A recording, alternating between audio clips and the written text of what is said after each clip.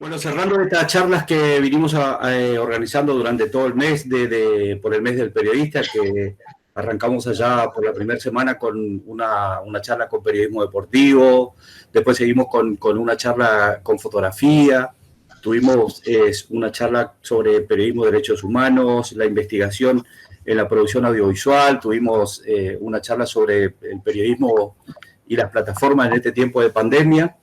Y ayer estuvimos en una charla internacional con todos egresados nuestros de la carrera, y también las otras charlas han sido con docentes de nuestra carrera. Bueno, y hoy estamos cerrando también con docentes de nuestra carrera y dos que son egresados de nuestra carrera.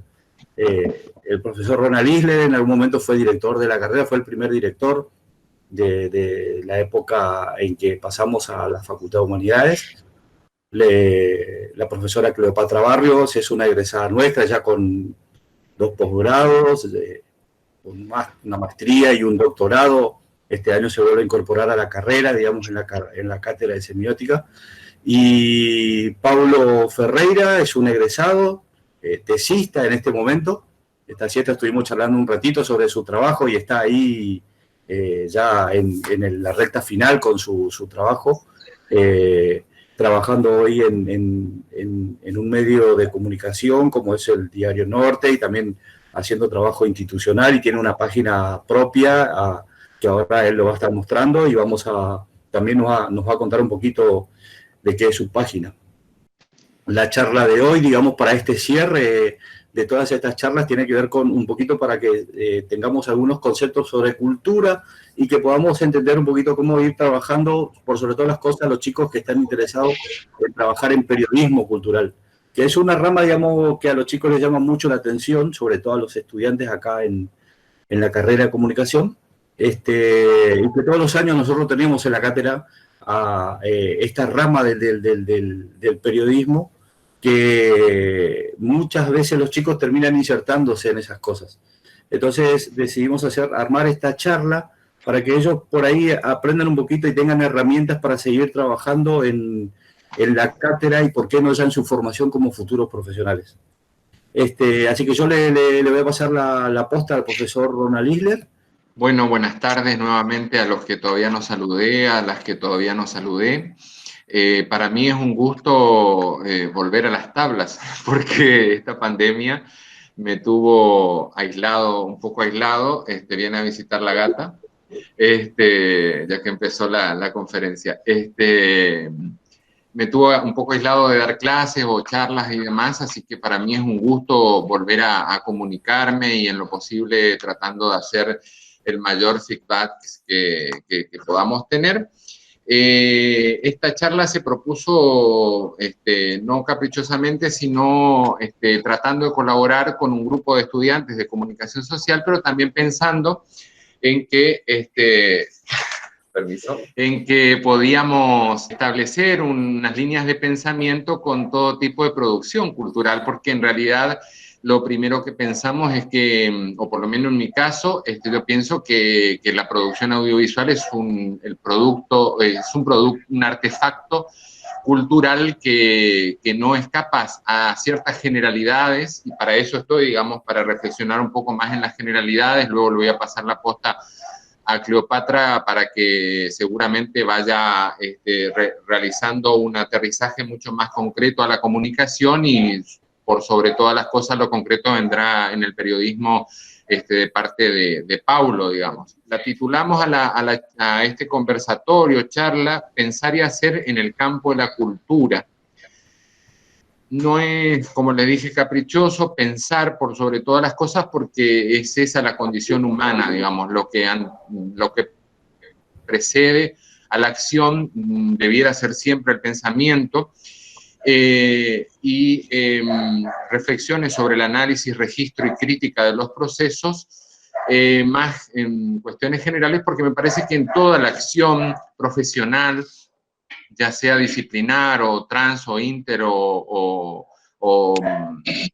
me está faltando una, trans, inter y multidisciplinar, nosotros debemos pensar justamente en procesos, no en productos solamente. Y ahí me parece que tendríamos que partir de la idea de que, y aunque parezca un poco artificioso, siempre pensar en qué concepto de cultura estamos bajo, qué nos respalda, qué nos articula, qué nos entrama, porque pareciera que todo el mundo estamos de acuerdo en pensar a estas alturas que cultura es todo lo que produce el hombre, pero en la producción de artefactos culturales no siempre se traduce eso. O sea, cuando yo elijo y digo, bueno, voy a trabajar en el campo de la cultura, me vuelvo a ciertas ideas muy conservadoras de esa producción de arte de élite, de arte relacionada, de expresiones intelectuales como la ciencia, pero dejamos de considerar cultura a expresiones cotidianas o que vienen instaladas en nuestras sociedades desde hace muchísimo tiempo y que nos permiten, por sobre todo, la subsistencia. Pienso, y me mencionaba Darío en su momento, comentaba que había gente que estaba interesado en acercarse a través de la producción audiovisual a los ladrilleros de uno de los barrios de aquí de Corrientes. Y vaya que si no necesitamos justamente para sostener nuestra cultura a los ladrilleros, a la producción ladrillera que nos permite la construcción de viviendas y de instituciones y de absolutamente todas las cuestiones materiales que nos cobijan en nuestra cultura. Y me parecía muy interesante, aparte de reflexionar y pedirles a quien vaya a producir artefactos culturales que piense en qué noción de cultura está trabajando, reflexionar también sobre y pensar este momento contemporáneo donde algunos hablan de desmemoria, de una suerte de exacerbación del almacenamiento de información que va perdiendo en función de la invocación de esos registros, de esas situaciones donde nosotros estamos muy acostumbrados a guardar fotografía, a guardar texto, a todo, y luego al final resulta ser de que no producimos eso que es necesario para la memoria, que es el recuerdo, ¿no? Invocar esos otros artefactos para poder recordarlos. A mí me parece muy linda esta expresión de Diana Caffarati, que dice: por este costado, el flanco más débil, se me escapan las palabras, se diluye la memoria, la veo convirtiéndose en agua.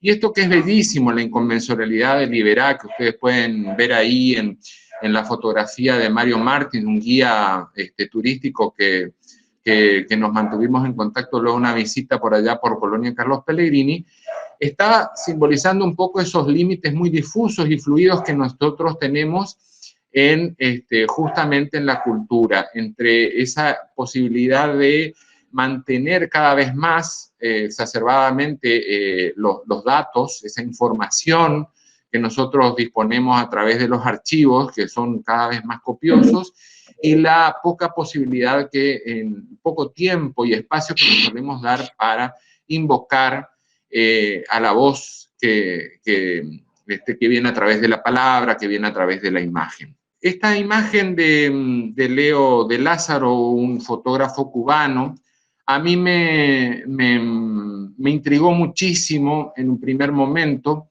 me sigue apasionando, lo tengo colgado aquí en mi estudio, porque en realidad eso que nosotros estamos viendo y que generalmente parece muy claramente una imagen peatonal de una de las calles de La Habana, es un reflejo, o sea, es un charco que nosotros podemos observar y es eso en realidad lo que va desarrollando todo ese proceso de ir guardando, ese proceso activo de recordar, olvidar y conmemorar que se implementa para ayudar a navegar y mediar el cambio cultural y social, así como temas sociales y políticos contemporáneos. Debo hacer un paréntesis y decir de que hay algo que no aclaré, digamos, mi formación básicamente tiene que ver con la materialidad en un primer momento. Yo soy arquitecto egresado de la Facultad de Arquitectura de la UNE,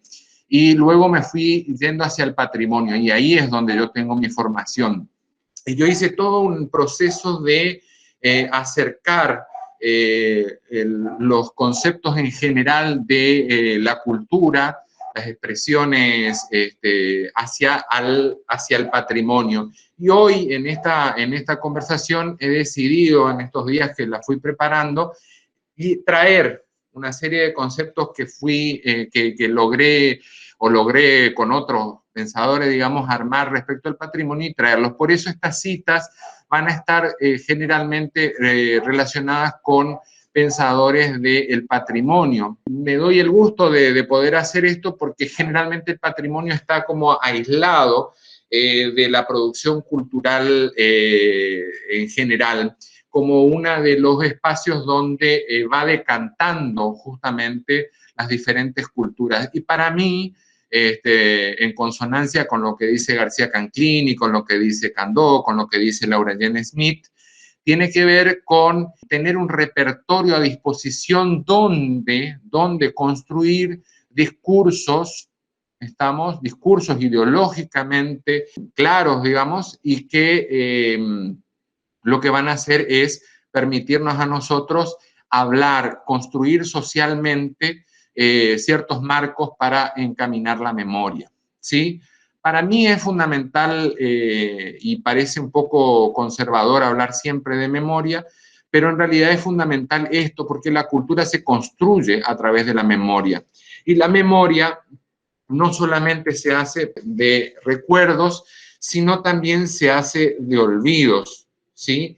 ¿Qué podríamos ser sino recuerdos y olvidos? O sea, y en esto el audiovisual y la producción periodística de diferentes formatos contribuye justamente al recuerdo, pero cuando yo pongo la luz sobre ciertos aspectos, también estoy dando oscuridad a otros. Por lo tanto, ahí estoy trabajando sobre ciertos aspectos que recuerdo dentro de la memoria y que olvido dentro de otras. La memoria social como sistema de significados, dice Javier Arévalo, y representaciones de la experiencia colectiva, siempre se debate entre la relación que existe entre el pasado y el presente. Si bien la representación del pasado es esencialmente polisémica y está en correspondencia con los poderes establecidos, la invención de las tradiciones y la construcción que de él hacen los diferentes grupos sociales, la memoria colectiva, preferimos en mi caso llamar memoria compartida, permite traer el pasado al presente, pero el presente periódicamente se reconstruye sobre el pasado seleccionado.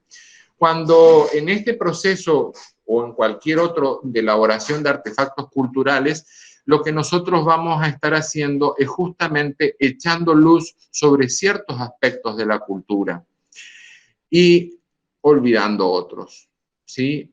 Vamos a estar marcando huellas, vamos a estar en lo que a mí hay una metáfora que temprano en mi carrera me dio, digamos, me hizo mella, que es la de las vaguadas, ¿sí?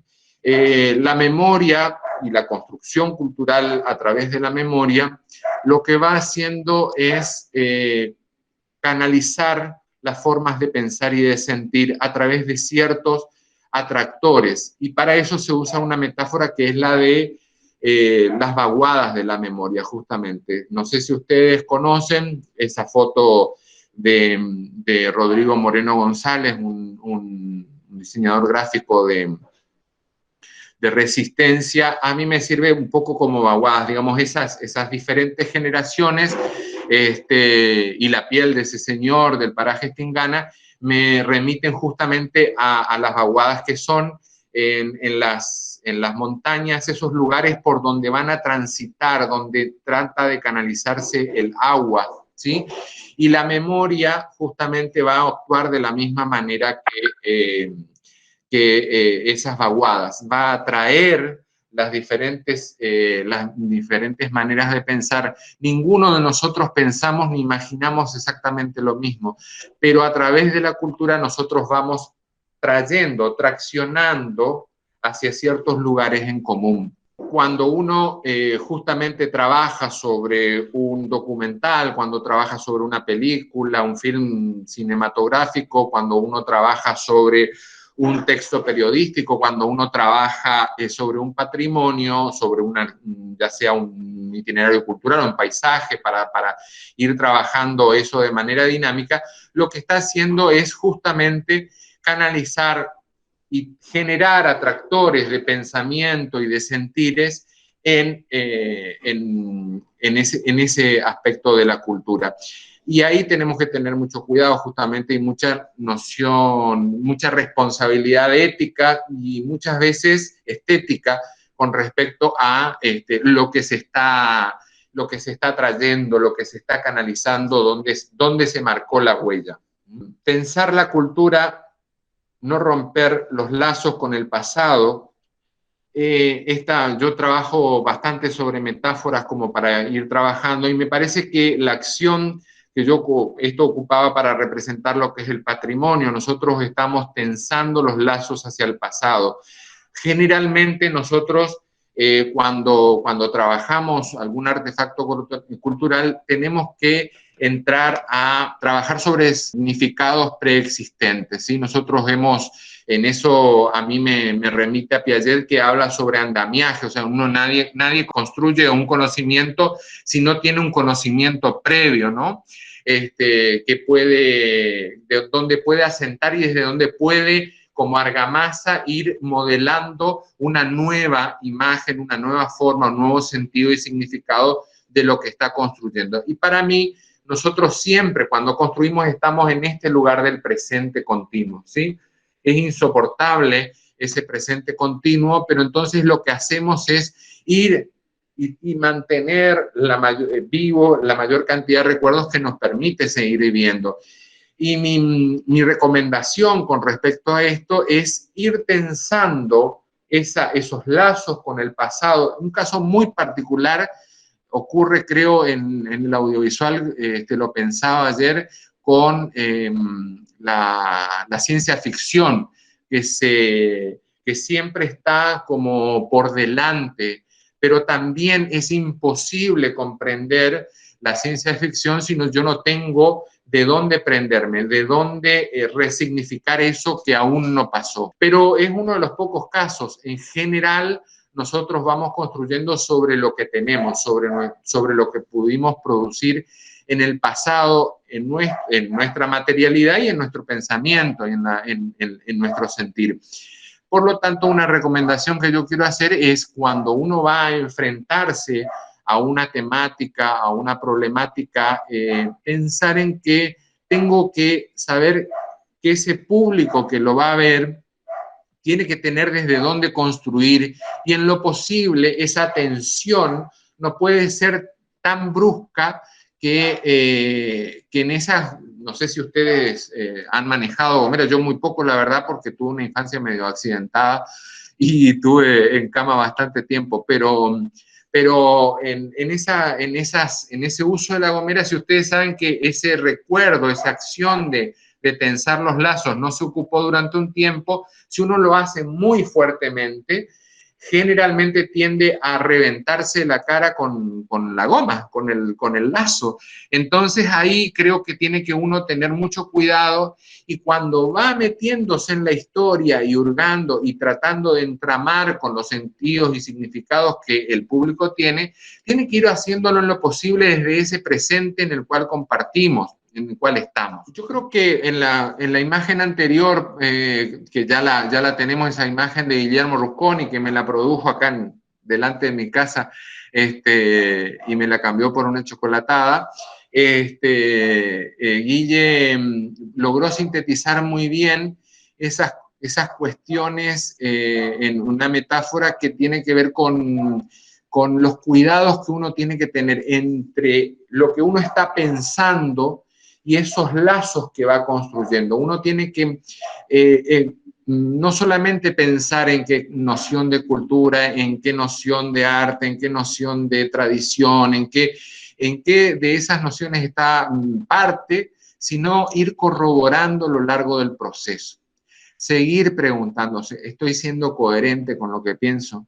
Porque generalmente, y me pasaba muchísimo, y suele pasar todavía, porque uno va revisándose en el trabajo, en el patrimonio nosotros tenemos un gran desarrollo teórico, pero luego en el trabajo real, en el arte suele pasar también, terminamos analizando todo con el mismo lente, ¿sí?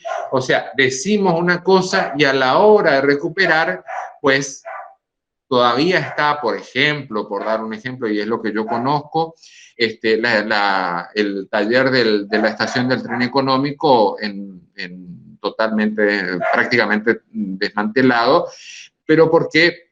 Porque perteneció a la producción de gente anónima. Sin embargo, el Museo de Bellas Artes de la provincia de Corrientes, que perteneció a un gobernador, pues está correctamente, o bueno, bastante correctamente conservada. ¿Sí? Entonces, para todos aplicamos la misma teoría, pero no es así. O sea, cuando nosotros estamos recuperando, ¿sí?, una tradición que tiene que ver con la élite dirigente de la provincia de Corrientes, no es lo mismo que recuperar una tradición, una historia que tiene que ver con la producción del interior que llegaba a la provincia y de acá se elaboraba, ¿sí?, a través del tren económico.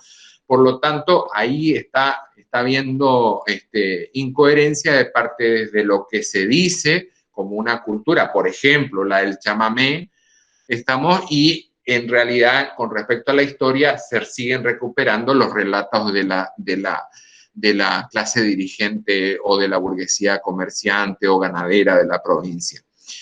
En ese proceso también yo digo, no tengo la respuesta, pero sí me vengo preguntando hace rato y vengo charlando inclusive con Darío y con algunos otros colegas, esta cuestión de que los destinatarios, los referentes de los cuales nosotros vamos construyendo nuestras historias a través de los audiovisuales o cualquier otro de productos culturales, generalmente quedan aislados de la construcción de ese relato. Yo no lo sé, intento, hago mi esfuerzo, veo de interactuar con las comunidades locales donde suelo hacer mis trabajos de investigación. No siempre lo logro, pero quiero abrir ahí una cuestión de que creo que uno de los mejores trabajos que realizamos fue con la tesis de grado de Darío y de Roberto. Ellos trabajaron con un proceso de formación de habitantes de la ciudad de La Cruz, donde les dieron capacitación en lenguaje audiovisual y terminaron produciendo ellos sus propios cortometrajes, recuperando tres historias locales. Entonces me parece que ahí hubo un interesante proceso de empoderamiento de las comunidades que se autorreflejaban, ¿sí?, que se reflejaban en función de lo que ellos pensaban que eran sus historias.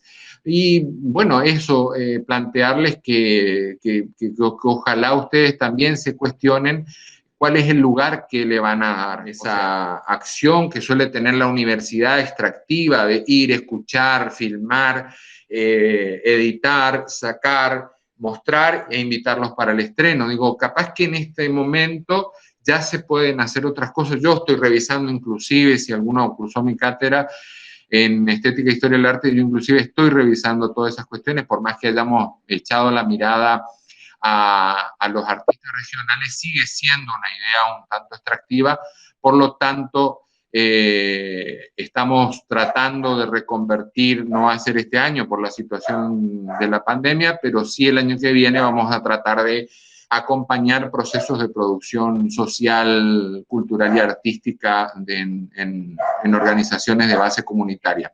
Así que esto es continuamente dinámico. En general creo que estoy en tiempo como para poder pasarle la posta a Cleo y después nos quedamos dialogando si les parece. Bueno, me parece interesante porque Puedo ir retomando algunos de los planteos que dejaste, Ronald. En principio, saludarlas de nuevo a todos.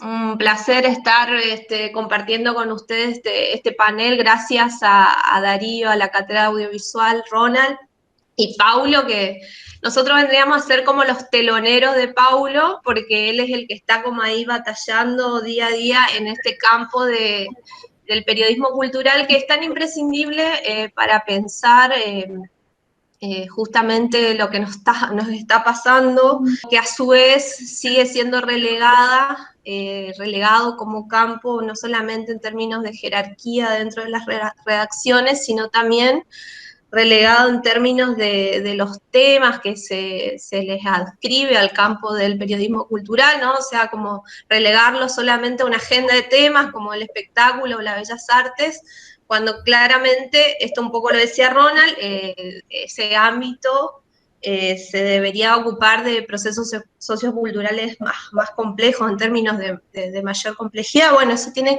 mucho que ver con muchas dinámicas, rutinas, criterios incluso de construcción de secciones y demás, que ya Paulo nos dirá. Bueno, ¿por dónde empezar? Esa es la pregunta, ¿no? Como se hacía esa pregunta Roland Barthes. Yo también lo que hice fue recopilar un poquito las notas que nos mandó Darío, donde explicitaba un poco el interés de los estudiantes para trabajar la cuestión de la cultura, las tradiciones y las creencias, y pensé qué podía decir yo en relación a eso desde las experiencias o estudios que vengo desarrollando en el campo de la investigación social, y sobre todo inscripto en el campo de los estudios visuales y culturales, que es donde me desarrollo.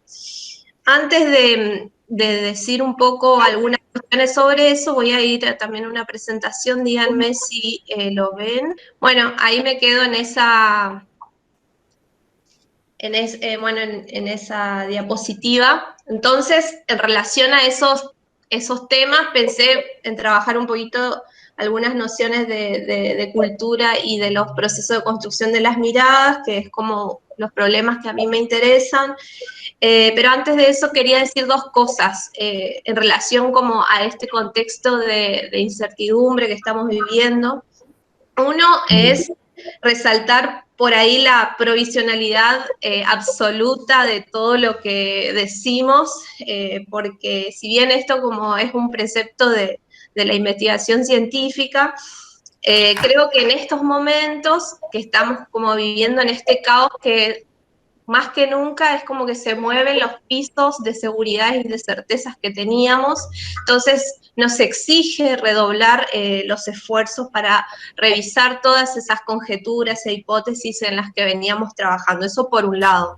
Por el otro, yo por ahí estuve trabajando muchísimo en esta cuarentena desde casa, y un poco revisando todo lo que se publicaba y demás, y asumo un poco que vengo a esta charla un poco con los ojos abatidos, y tomo este término, o estas dos palabritas que son el título del libro de Martin Jay, que es como un tratado fundamental para pensar el pensamiento de la visualidad occidental, y lo tomo como metáfora simplemente para plantear que, así como muchos investigadores, pensadores, filósofos y demás estuvieron señalando que estamos ante una inflación discursiva, en el medio de esa inflación discursiva aparece una saturación visual, una saturación de las imágenes, que nos está impidiendo detenernos a mirarlas. La vamos pasando, y una de las cuestiones, una de las operaciones centrales para reflexionar críticamente es justamente ensayar una mirada detenida, que es lo que no estamos pudiendo tener. Eso por un lado. Y en relación a esa saturación visual, también una virulencia de las imágenes. Y lo digo porque creo que si bien tuvimos como hace como un mes, como un pico de representaciones totalmente estigmatizantes, que reproducían el racismo, la discriminación, pero a su vez no solamente hacia adentro del periodismo local o regional, estamos viendo constantemente la reproducción o la circulación de imágenes de represiones, de cuerpos en situaciones de violencia o incluso cuerpos muertos sobreexpuestos. Entonces, creo que hay como una saturación en ese sentido de imágenes virulentas que hay que tener mucho cuidado con esto y cuál va a ser la responsabilidad, digamos, como comunicadores o periodistas,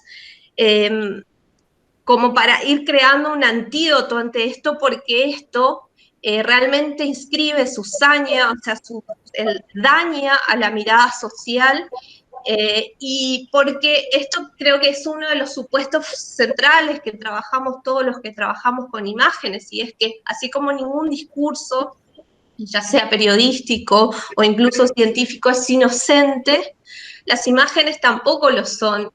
Y las imágenes son performativas y están construidas en relación a marcos regulatorios de la mirada. Un poco esto es lo que planteaba Ronald cuando hablaba de los repertorios de memoria, es decir, siempre están sujetas a operaciones de clasificación, de selección, de recorte, y en ese recorte hay algo que se incluye y hay algo que se excluye.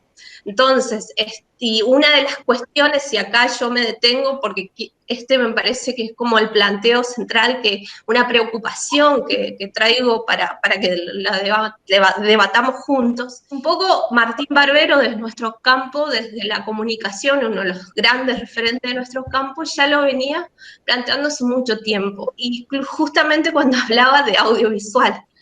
Él plantea que nosotros estamos afectados y afectadas por un mal de ojo, y utiliza esa metáfora para plantear la producción de imágenes que se construyen a partir de un solo punto de vista. Cuando se construye de un solo punto de vista, obviamente se excluyen otros puntos de vista, y entonces dicen, bueno, Martín Barbero, estamos construyendo imágenes excluyentes. Y cuando no son excluyentes, o sea, cuando se incluyen a los grupos sociales diversos en el campo de la representación, se lo hace a través de estereotipos, a través de las representaciones estigmatizantes. Y entonces él plantea que hay que pensar ejercicios para curar ese mal de ojo. Entonces yo quiero remarcar esto porque me parece que es como el momento central para ir pensando a futuro y en el proceso de construcción de nuevos relatos, ya sea textos lingüísticos o audiovisuales o mixtos, ¿no? En miradas y en imágenes afectivas, solidarias, imágenes implicadas. Bueno, en relación a eso, yo solamente quería comentarles un poco algunos estudios que realicé, que vinimos realizando con otros colegas y también con distintos actores sociales. Aquí solamente puse las 3 portadas de 3 producciones. Una tiene que ver con mi tesis doctoral sobre representaciones fotográficas del Gauchito Gil, que está disponible para ser bajada de internet en el CEDICI de la UNLP. Y bueno, otra sobre un trabajo ligado a la memoria de Loreto, y otro vinculado a, que todavía no está digital, pero va a estar próximamente, sobre análisis de producciones audiovisuales del norte argentino. Bueno, la cuestión de la construcción de la mirada es algo que atraviesa todos mis intereses. En el primer caso, representaciones fotográficas del Gauchito Gil, ahí también en la portada está una foto del Guille Rusconi. Lo que un poco planteé en esa tesis es analizar justamente esta dimensión política de las imágenes en relación a un fenómeno y una figura particular que es la del Gaucho Gil. Entonces planteo cómo ciertos fotógrafos se adentran en el campo de la festividad y del mundo del Gaucho Gil y van transformando su mirada a medida que se van implicando más con las personas y con los sujetos y con las prácticas sociales que hay en torno a esta festividad. Y entonces esto me sirve para retomar este concepto que planteábamos anteriormente. Un grupo de imágenes, yo lo que vi en este trabajo es que un grupo de imágenes, y de las primeras imágenes fotoperiodísticas sobre todo, se construían en función de ciertos criterios de noticiabilidad que iban como determinando imágenes que respondían a la lógica de la masividad, de la multitud, de la espectacularidad, de imágenes patéticas, ¿no? Que se iban construyendo en torno a estereotipos visuales, y que a medida que los fotógrafos se iban insertando en el campo y conociendo las historias de los devotos y conociendo el espacio de esta celebración, iban deconstruyendo su mirada y construyendo nuevas imágenes, un poco alejadas de ese cliché, de esos estereotipos. Entonces, esto me sirve por ahí para plantear el primer problema, la cuestión de la construcción de la mirada, cuando una imagen sobreexpone o sobrerepresenta o reitera estereotipos en torno a ciertos grupos sociales o ciertas prácticas sociales, no le ayuda, no ayuda a devolverles el derecho a ser vistos como ellos quisieran ser representados, ¿no? Estoy hablando de los grupos retratados, ¿no? Sino que lo que hace esa mirada es capturar los cuerpos y las prácticas sociales y de alguna manera exotizarlas y mostrarlas en función de la mirada dominante. Ese es uno de los peligros. Bueno, paso a la siguiente, que Loreto, Memoria Guaraní Jesuítica Viva en el Iberá, es un texto que surge por una demanda comunitaria, ¿no? Loreto además es mi pueblo, Loreto es un pueblo de fundación posjesuítica, fundada por guaraníes en el territorio correntino, eran guaraníes evangelizados de las misiones, que emprenden un éxodo tras la expulsión de los jesuitas, y su formación social y cultural se fue entrelazando con la de los inmigrantes españoles, paraguayos y criollos que llegaron años más tarde con una idea del progreso ligado a la modernidad, y con ello surgen una serie de hitos, ¿no? Que tienen que ver con la escuela moderna que prohíbe, por ejemplo, hablar el guaraní, la iglesia que busca desterrar ciertas prácticas ligadas, por ejemplo, a las prácticas de magia y de curanderismo, que son propias del chamanismo de la zona que hasta el día de hoy perviven. Este texto, donde también Ronald escribe, lo que hace es poner a dialogar miradas de investigadores sobre distintos textos y distintos testimonios de la localidad. Y lo que quiero plantear es que básicamente en conjunto lo que despliega es una juxtaposición de memorias en lucha, ¿no? Y esto a mí me sirve, y ahí retoma algunas ideas que planteó Ronald, porque la cultura entonces, o las culturas, que ahí ahora voy a retomar esta idea de la cultura y las culturas, batalla donde distintos actores disputan los sentidos y las memorias. Bueno, entonces este libro y ese trabajo, que además como que fue teniendo varias variantes porque surgieron otros proyectos de extensión, incluso el trabajo del proyecto de extensión de Santitos, que estamos trabajando también con docentes, colegas de comunicación, tiene que ver con esto, un poco en términos más específicos, ligado a la religiosidad popular. Pero en términos generales, no me voy a detener en el libro de otras pantallas, pero sí decir que lo que plantea también este libro es pensar el audiovisual como un espacio que textualiza un campo de batalla cultural, ¿no? Entonces ahí yo estoy insistiendo en ese concepto. Para mí, la cultura es un campo de batalla. Y esto lo traigo a colación desde Gramsci en adelante, pasando por Hall, por Williams, bueno, todos los referentes de los estudios culturales, hasta llegar a la crítica latinoamericana de la comunicación.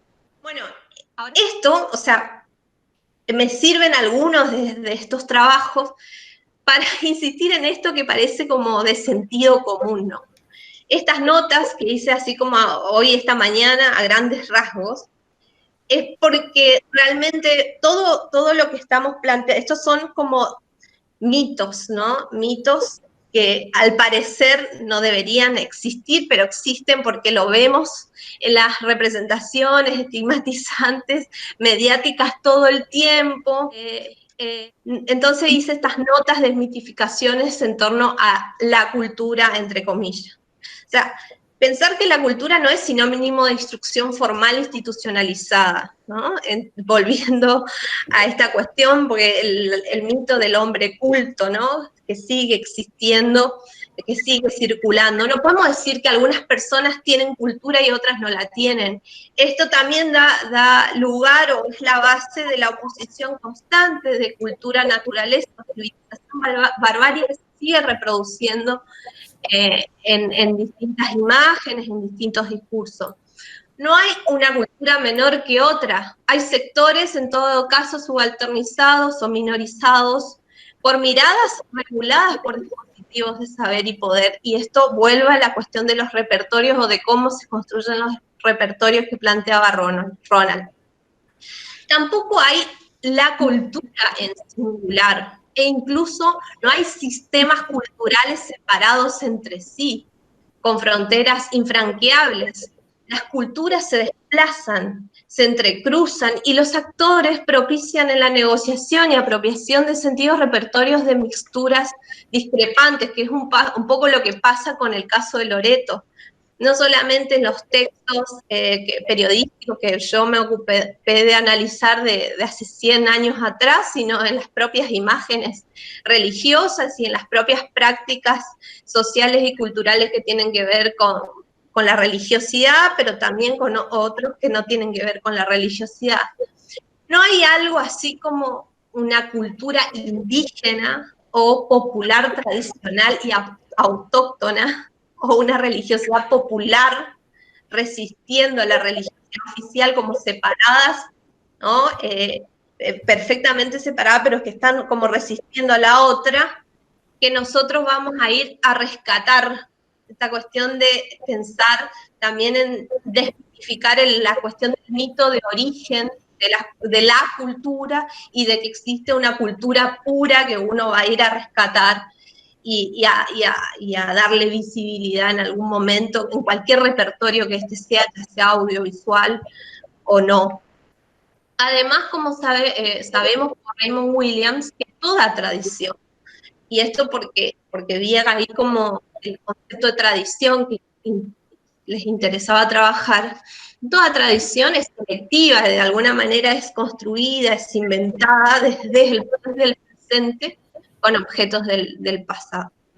Bueno, me gustó mucho también pensando en las metáforas de las que hablaba Ronald y insistiendo un poco en la necesidad de curar la mirada, esta obra de Rosana Toledo, ella es chaqueña y estuvo exponiendo esta obra, Ver, curar la mirada, Flores de Santa Lucía, que se expuso en la muestra Políticas del Deseo para Todes Tode, en el CCK en Buenos Aires, antes bueno, fue en marzo, creo que fue una de las últimas muestras que se pudo visitar, hasta principios de marzo, y que tiene que ver con luchas reivindicatorias de las mujeres, de las diversidades sexogenéricas, y ella dice, en realidad tiene que ver con estar vivas. Pero fíjense que también nos sirve para pensar más allá de la cuestión de género, para pensar las miopías con las que de alguna manera enfrentamos y construimos repertorios. Entonces, por último, yo creo que la investigación social, pero también la práctica, el ejercicio periodístico, que entienda la comunicación como derecho humano que favorece a construir sociedades más justas, sirve para mapear estos campos de interlocución, es decir, quién habla, por qué esa persona, ese grupo social tiene la palabra, está legitimado por quién, y quién no habla, ¿no? Y entonces nosotros también, a quienes estamos excluyendo ese campo de interlocución. Entonces acá entra de nuevo a jugar el reclamo de Martín Barbero de curarse el mal de ojos, y él, como dice él, el remedio es mirar más con los otros. Sí. Qué difícil. Es la primera vez que me toca de hablar, pues no soy de hablar en público ni nada de esas cosas, así que, bueno. En principio, como lo anoté 3 o 4 ítems importantes, voy a empezar con una cita de Caparrós.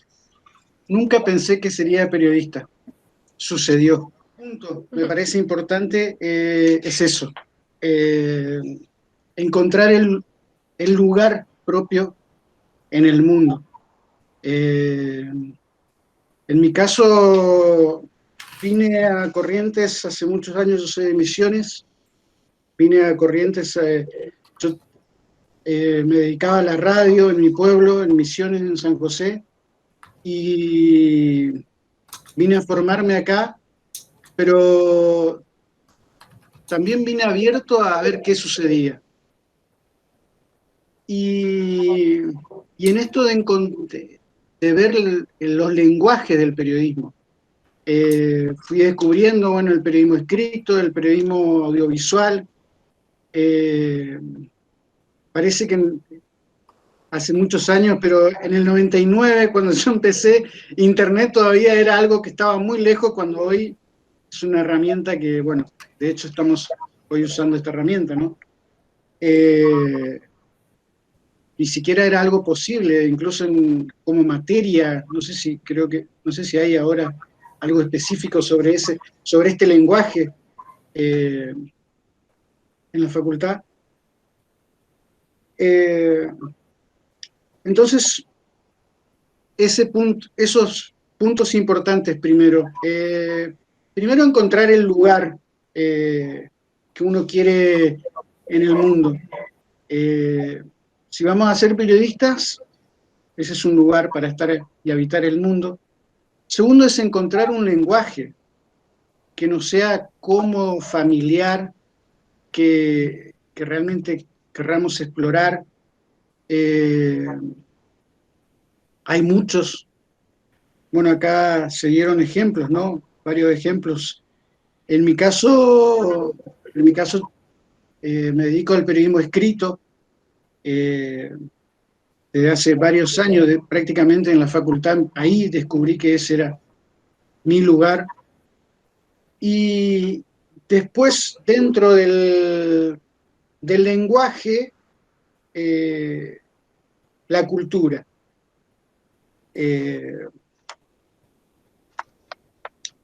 Ronald tiró varios tics sobre varios conceptos, líneas.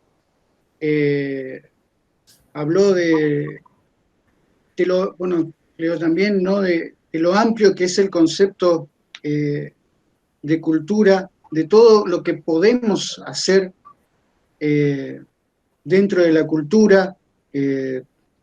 Por dar un ejemplo, podemos dedicarnos a la cultura y tenemos la rama de la literatura, tenemos la rama de la música, tenemos la rama del trabajo del hombre, que también es cultura. Y en esto voy a hacer una línea transversal con una imagen que mostraba al principio Roland y con lo que decía Cleo, una imagen que mostró Roland que hablaba de que las líneas son muy difusas. Había una foto donde mostró los esteros de Liberá que uno podría decir que estaba el agua y el cielo, pero no poner un punto y decir ahí estaba el agua y el cielo, sino que estaban ahí separados, pero el límite no estaba. Y esto de Cleo, de decir, de hablar de las culturas, me parece que eso también es fundamental porque, bueno, se cruza, está todo ahí, los lenguajes dialogan permanentemente.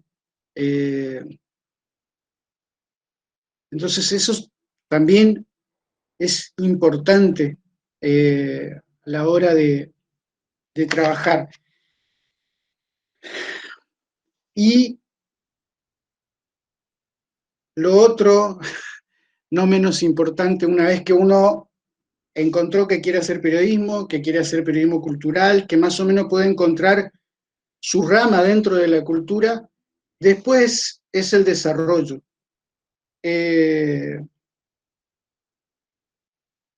Los medios tradicionales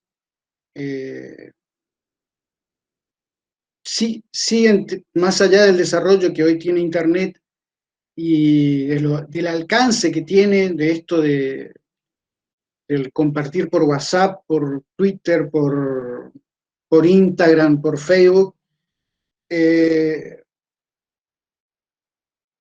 los medios tradicionales siguen teniendo algún peso. Y el desarrollo de la cultura, lamentablemente ahí está muy estancado. No hay espacio para desarrollar, bueno, basta con ver, abrir hoy la página del suplemento cultural de algún diario, El Litoral, El Época de acá, o el Diario Norte del Chaco, bueno, ni hablar de los grandes medios nacionales, Clarín, Nación, que siguen poniendo foco a veces en cuestiones que siguen hablando de Borges, siguen hablando de, bueno, La Nación, que es fanática de Sábato, hay como ciertos tics que se repiten constantemente. Entonces, en ese punto en el desarrollo es donde, bueno, tenemos dos caminos. O nos adaptamos a lo que pasa en esos medios, entramos a trabajar en esos medios y aceptamos eso, o enfrentamos el desafío de abrirnos camino. Abrirnos camino significa, bueno, hoy, volviendo a lo mismo, cada uno, si encuentra su lenguaje dentro del periodismo, lo puede desarrollar. Aquel que le gusta el audiovisual, proponer un tema, hacer un desarrollo, puede ser un corto, puede ser una película. Aquel que le gusta la literatura y la cultura puede armarse proyectos de acá a un determinado tiempo y hacer un desarrollo. Bueno, Cleo ahí mostró investigaciones que hizo. Y en mi caso, por ejemplo, abrí una página web sobre noticias de cultura de la región, que es el canal que me permite a mí justamente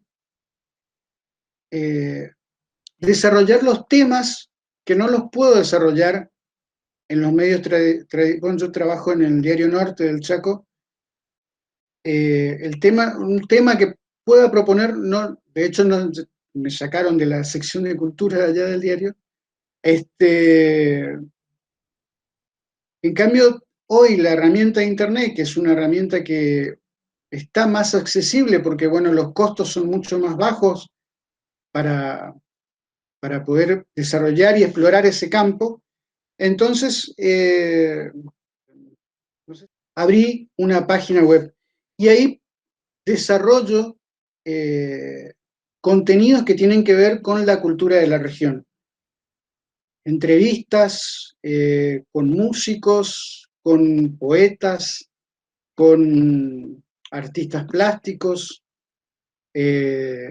con narradores de la región, donde no solo uno va dialogando sobre el desarrollo de esos procesos que tienen esos artistas, sino también sobre esto que acá también se desarrolló bastante, que es el concepto de cultura.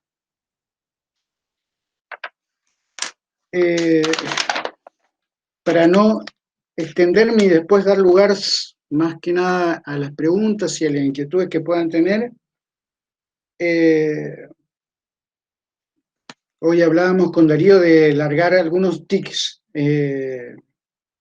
sobre el trabajo periodístico de cultura. Yo anoté 3 tics que para mí me parecen fundamentales. El primero es leer. Leer, leer, leer y leer. Hay mucho para leer. Y cuanto más podamos leer sobre los temas que nos interesan, acá cuando uno empieza, lo más lindo de la facultad y del desarrollo individual es que uno pueda leer lo que a uno le interesa y lo que a uno le gusta, porque ahí uno va a encontrar placer y va a ser un goce destinar tiempo a la lectura.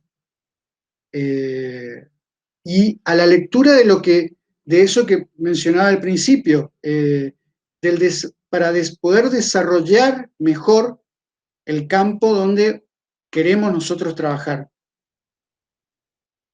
Siendo autorreferencial, en mi caso, que me dedico más en los últimos tiempos a hacer entrevistas con escritores y poetas, bueno, trato de leer más poesía, trato de leer más los libros de los escritores con los que voy a entrevistar, los leo mucho a ellos. Y después la segunda lectura, que me parece fundamental, es la lectura del entorno. Hay que leer un poco también lo que pasa en la calle, lo que pasa en el barrio, lo que pasa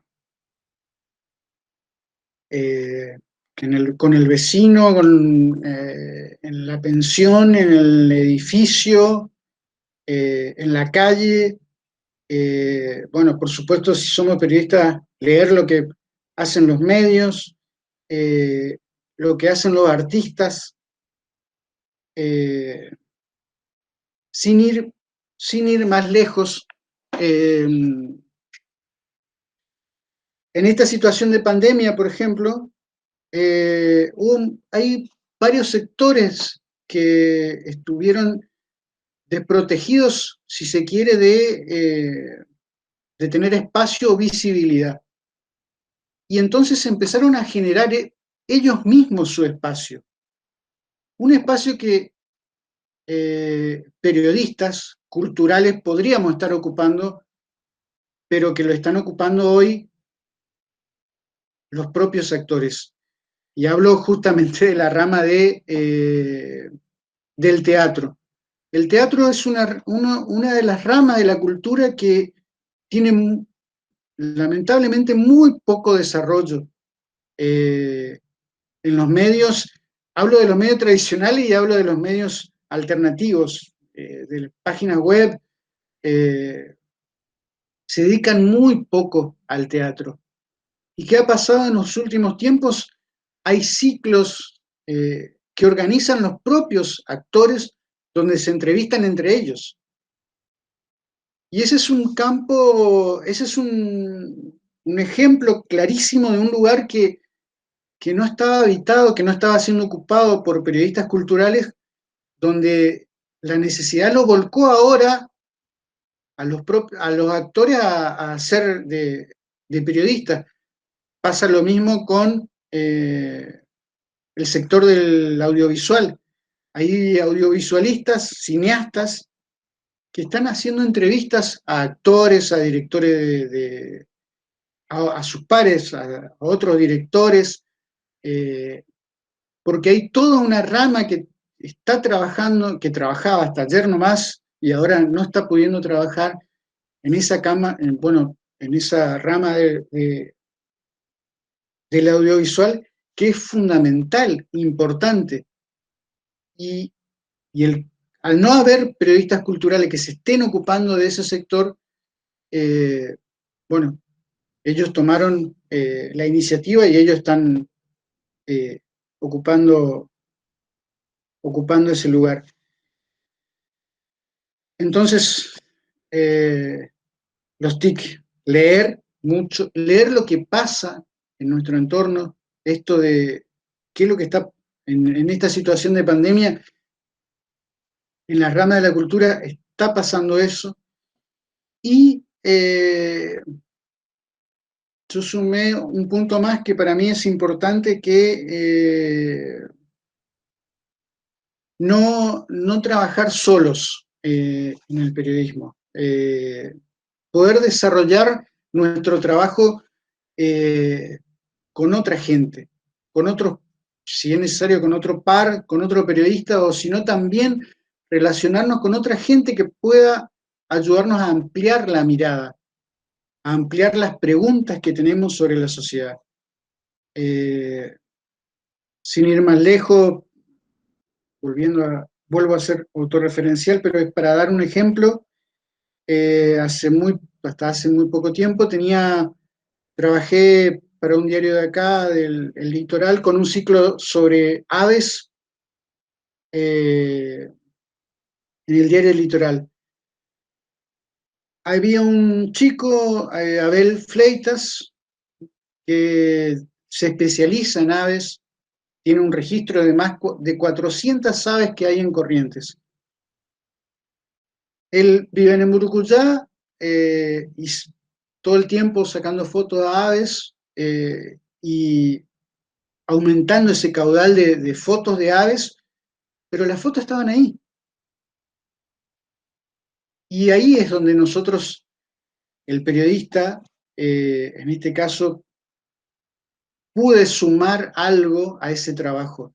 Nosotros con él hicimos un ciclo donde hablábamos de aves. Por dar un ejemplo, hicimos un mes, trabajamos sobre aves y trabajos nocturnos. Entonces, en la nota, que es por ejemplo, eso fue algo que no estaba tampoco muy desarrollado acá, de hecho ahora no lo está. Él hacía la descripción de la ave que solo habita de noche, que no la vemos de día, que solo la podemos escuchar o ver de noche. Y mi pata ahí fue hablar de los trabajadores de la noche, que son muchos y que están invisibilizados y que no ocupan y no van a ocupar por lo general tapas o notas destacadas en el ambiente de la cultura. Y sin embargo hacen al desarrollo de nuestra sociedad. Entonces me parece que ampliar ese abanico de no trabajar solos, sino buscar otro horizonte, gente que nos permita ampliar nuestra vista sobre lo que está pasando. A veces nos puede pasar que estamos girando a nuestro entorno y no vemos la noticia o no nos chocamos con algo. Bueno, ahí es cuando podemos interactuar, hablar con otras personas para que nos ayuden a ver un poco más allá. Buenas tardes. tardes. Bueno. Yo quisiera hacer una pregunta, ¿o no se puede todavía? Sí, como no, eso justamente era lo que iba a comentar, que los que quieran hacer preguntas, ya sea alguno de los que hablamos o en conjunto. Al señor Paulo Ferreira le quería hacer una consulta. Mi nombre es Margarita Barrios. Quería consultarle, por ejemplo, si uno va a hacer va a colocar en la web el tema de, por ejemplo, de cultura, por ejemplo, en el caso de la música de acá de Corrientes, como el chamamé, ¿está bien colocar, por ejemplo, imágenes para adornar el trabajo, imágenes de la ciudad de Corrientes, por ejemplo, la fauna, la flora? ¿Está bien eso o no? Teniendo en cuenta el tema que estás abordando,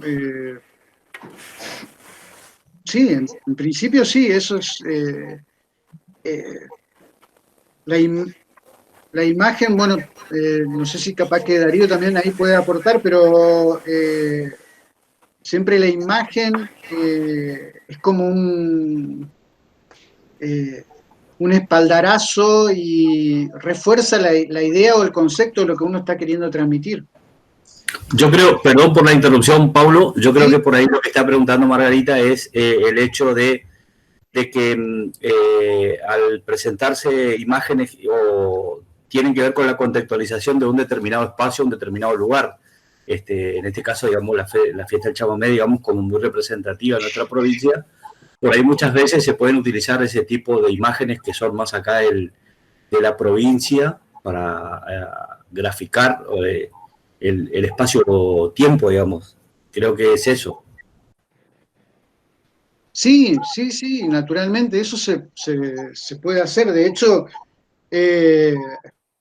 bueno, yo lo hice durante mucho tiempo, después dejé de hacerlo, pero antes me hacía un registro de la Fiesta Nacional del Chamamé para después, durante el año, cuando hacía alguna determinada nota, usar ese material tan rico que uno puede generar con un evento en el año. Uno puede generar un bacada de información que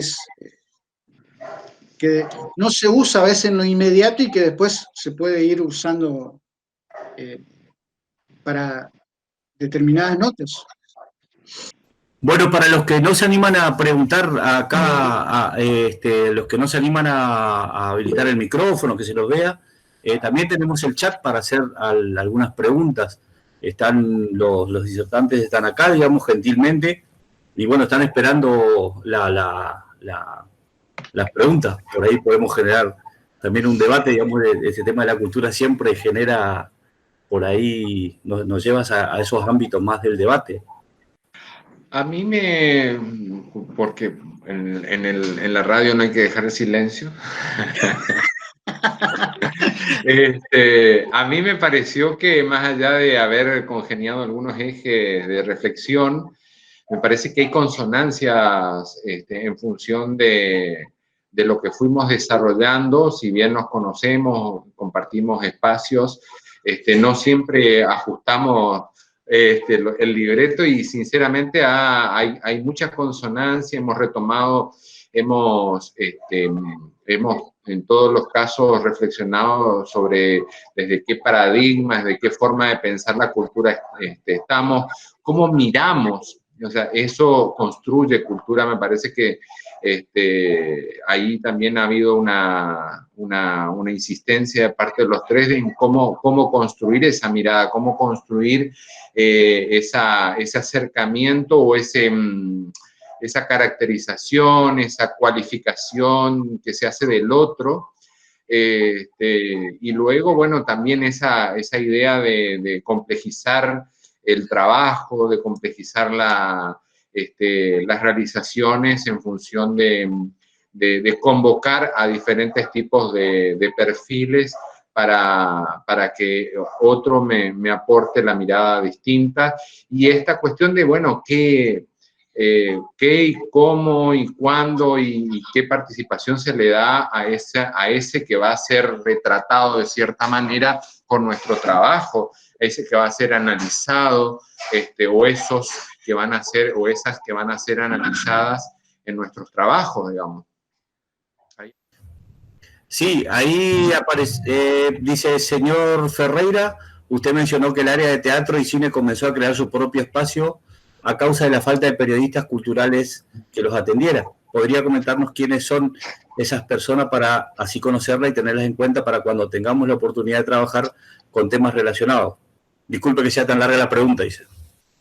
No, todo bien. Bueno, en principio, uno de los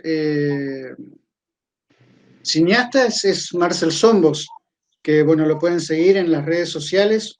Él empezó con un ciclo todos los jueves, creo que está dialogando con otros actores, con otros directores de cine, con otros directores de cine, actores, y después, a ver si encuentro, ahí está, tiene un nombre medio difícil que es Natalia Scheffer, quien también trabaja con otras personas, Natalia, y no me voy a recordar ahora el nombre, pero a Natalia Scheffer la pueden buscar en las redes. Ella está haciendo un ciclo de entrevistas con actores, gente que se dedica al teatro. Hacen los sábados y los martes, o creo que salen solo los sábados, pero ese espacio, por ejemplo, bueno, y en el medio, me olvidé de mencionar, que quizá lo tenía anotado, pero es, por ejemplo, un espacio que no está siendo ocupado ahora es el de los escritores. No hay, en el medio de la pandemia, no hay ciclo de escritores que se estén entrevistando entre ellos, y tampoco hay periodistas que estén haciendo ciclos o entrevistas a los escritores nuestros, ¿eh? Tenemos escritores acá en Corrientes, en el Chaco, en el interior de Corrientes, en el interior del Chaco. ¿Qué están haciendo ahora? No estamos conociendo y no sabemos por qué no se están ocupando. Más aún que está muy próxima a realizarse la 10ª Feria del Libro de Corrientes, cuando el único anuncio que se dio es que va a estar una escritora chilena haciendo la conferencia inaugural y después, pero del resto no sabemos nada. Me parece que podría ser interesante si tienen algunas preguntas específicas, algunas problemáticas, o cómo problematizar sus temas. O sea, por ahí uno tiene temas, le interesa algún sector de la ciudad, del campo, de algún sector o grupos humanos y no están pudiendo problematizar a nivel de la cultura. Bueno, estamos abiertos a responder a sus preguntas o a empezar a pensar con ustedes.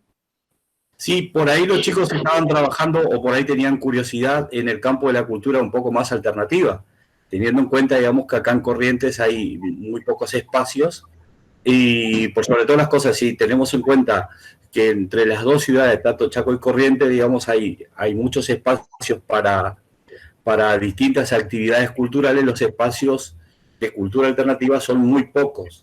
Entonces, esos estaban viendo por ahí ese tema los chicos de cómo ir trabajándolo. Tal vez no estaba preparado, digamos, pero me parece que contarnos un poquito, digamos, qué es la cultura alternativa desde la visión que tienen ustedes, tanto de Paulo como Cleo, que también sé que conoce bastante, digamos, no en conceptos, sino sí de los espacios que acá en Corrientes, digamos, ocupa ese lugar de la cultura. A mí me parece, hago una breve reflexión, digamos, porque en el nombrar, dicen que en las palabras los muertos hablan. Entonces me parece que el nombrar la cosa, el concepto, me parece que es fundamental. Y prefiero llamar de cultura en vez de alternativa, prefiero pensar en cultura periférica, digamos, que es algún tipo de concepto que me resulta muy creativo, porque la cultura se define, o sea, lo que está, se define por ciertos límites, digamos, o sea, todo lo que está acá adentro es cultura y todo lo que está afuera no lo es, digamos, y eso es una cuestión expansiva que va creciendo y justamente crece, bajo mi noción, digamos, no solo desde adentro, sino en la periferia, digamos, y entonces me parece que esas ideas que tenemos de cultura tal vez alternativas sean más ideas de cultura periférica, cultura que todavía está ahí en ese borde, ampliando las nociones y los conocimientos y los sentires con respecto a lo que es Corrientes, lo que es Resistencia, lo que es el NEA o lo que es la Argentina o América. Me parece que ahí pensar un poquito eso, como para ver si esa es la denominación que le van a dar de cultura alternativa o de cultura periférica o algún otro tipo de denominación, pero que no es inocente, nunca. Eso lo fuimos manteniendo los tres, digamos. Cada uno que va haciendo algo no tiene que pecar de inocencia, sino que tiene que saber de que hay toda una construcción detrás. Bueno, en relación a eso, si bien por ahí es difícil de definir, yo no voy a hablar de una definición, me parece que por ahí las definiciones deberían venir después de pensar los procesos, o sea, es decir, bueno, vamos a trabajar con ciertos grupos, ver esas trayectorias, y en función de esas trayectorias ir viendo cómo se va definiendo, digamos, ese proceso. Me parece que eso es fundamental, tiene que ver también con la mirada situada, localizada y en función de una formación histórica, cultural específica. O sea, me parece que eso, o sea, no tratemos por ahí de que el concepto venga después por eso tal vez yo lo que hice fue como basarme en mis estudios, por eso también hablaba de la provisionalidad de todo lo que decimos, pero muy ligado a la trayectoria de estudios que yo realicé, pero quizás esos conceptos van tomando otros matices en función de los grupos y de las prácticas en las que estamos pensando. Yo particularmente en relación a lo que en grandes rasgos podríamos llamar cultura alternativa, en el último tiempo vengo trabajando mucho con artistas de distintas disciplinas, visuales, audiovisual, bueno, de performáticos y demás, que tienen que ver específicamente con un campo que a mí me interesa, que es el del amplio espectro de la religiosidad popular, que es un concepto que yo también discuto mucho para ir virando hacia las prácticas de sacralización y de espiritualidades diversas. Y en ese sentido, yo lo que puedo decir es que hay un grupo emergente muy importante, que así como decía un poco Paulo, que bueno, estas entrevistas que se están dando en las redes, bueno, de distintos sectores, del cine y del teatro, también se están formando, y justamente creo que eso va a ser interesante de indagar, muchos colectivos, ¿no? Y en el campo que a mí me interesa es el campo de estas artes vinculadas a las espiritualidades diversas, están construyéndose varios colectivos que están teniendo como plataforma de visibilidad específicamente Instagram. Creo que ahora Instagram es como una de las plataformas más elegidas, incluso el Cinegram de Marcel se da por Instagram, digo, y bueno, en relación a eso, si a alguien le interesa conectarse con esos grupos que trabajan estos temas particularmente y que están también luchando por una visibilidad y porque ustedes saben que en el campo de las artes, digamos, llegar al campo de la legitimación del Museo de Bellas Artes no es cosa sencilla, ¿no? Entonces se van creando muchos espacios alternativos y en este caso, que un poco viene del año pasado, antepasado, que se empezaron a crear espacios en los balcones, en un garage y demás para exponer, porque no hay tampoco espacios de exposición, si llamámoslo por ahora alternativos, y eso se está trasladando ahora a la red y a esta plataforma. Así que, bueno, si a alguien le interesa ese sector, hay información que yo podría brindar. Y por el otro lado, otro campo que a mí me interesa y que también me parece sumamente interesante en relación, quizás retomando lo que planteé anteriormente, es el campo de la fotografía. Mis estudios están muy ligados al campo de la fotografía y entonces yo lo que estoy haciendo es seguir de cerca. También es un campo donde se están creando en este marco de pandemia colectivos. A nivel latinoamericano, yo recomiendo mucho seguir COVID Latam, también están en Instagram, en Facebook, que están produciendo, son fotógrafos de Latinoamérica, que están produciendo cosas increíbles en relación a este contexto particular, pero si ustedes ingresan y van viendo las historias de cada uno de los fotógrafos, van a ver hacia adentro, otra vez, cada uno de esos fotógrafos forman parte de colectivos otra vez más pequeños, colectivos de mujeres, y en el caso, bueno, de Corrientes tenemos ahora el colectivo de Garage, que ahí está Amelia Pressman también, de Relatos de Garage. Digo, hay un montón pero específicamente como síntoma que estoy viendo es la conformación, incluso en este momento preciso de pandemia, de colectivos para no solamente visibilizar, sino para empezar a trabajar. En talleres hay algunos que se están presentando a convocatorias del Fondo de Bellas Artes, de convocatorias de fotografía y demás, pero también en críticas sobre su propia obra, ¿no? Estoy pensando, por ejemplo, en el caso de fotógrafos de Chaco Corrientes, el colectivo de Micro, que se